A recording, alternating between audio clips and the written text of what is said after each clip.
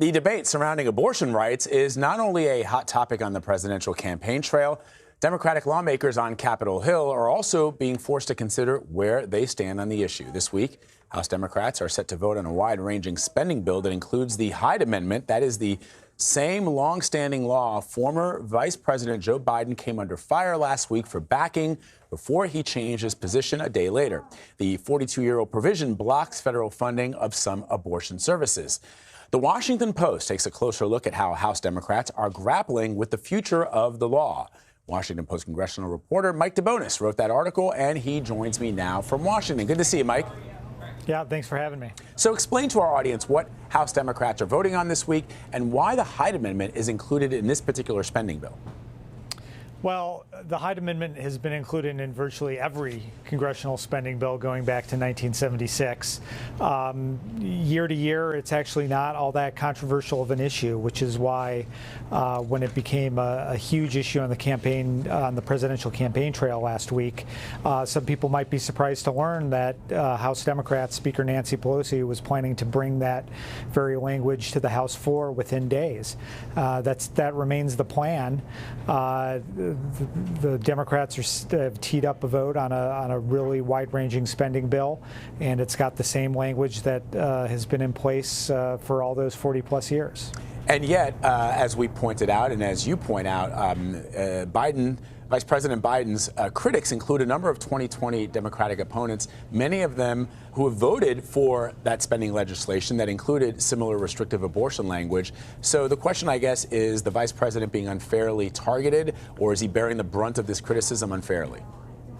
Well, whether he's being unfairly targeted or not is sort of a value judgment. I think that it's absolutely correct to say that every member of every presidential candidate who's ever been a member of Congress has voted at one time or another for a spending bill based on that includes Hyde.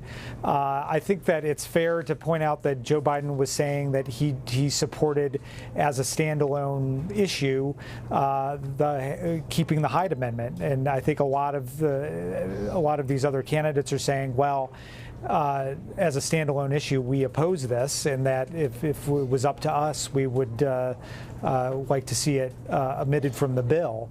What Joe Biden had sort of went out of his way to say was that he supported this language being included regardless, and I think that was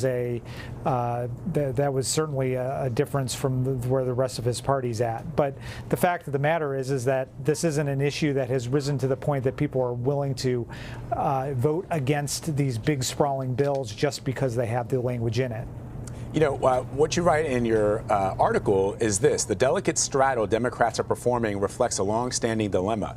The federal funding restriction is an anathema to much of the party base, but lawmakers also have to deal with other threats from abortion right opponents in Congress, as well as spending fights. Break that down for our audience.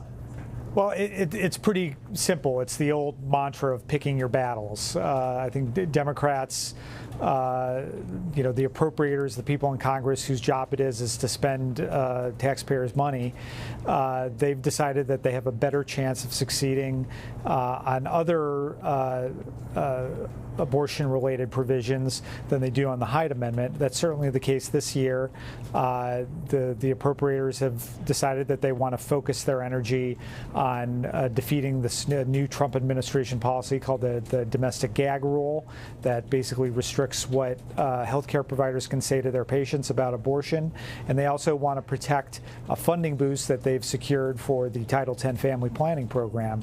That's their big priorities going into spending negotiations with Senate Republicans and President Trump. They do not believe that it's reasonable to think that the Hyde Amendment could be overturned at this point, so they're going to focus on these other battles. And again, your reporting is really detailed on this. I was surprised to learn that the Hyde Amendment in this bill, that is 667 pages, is only a page long.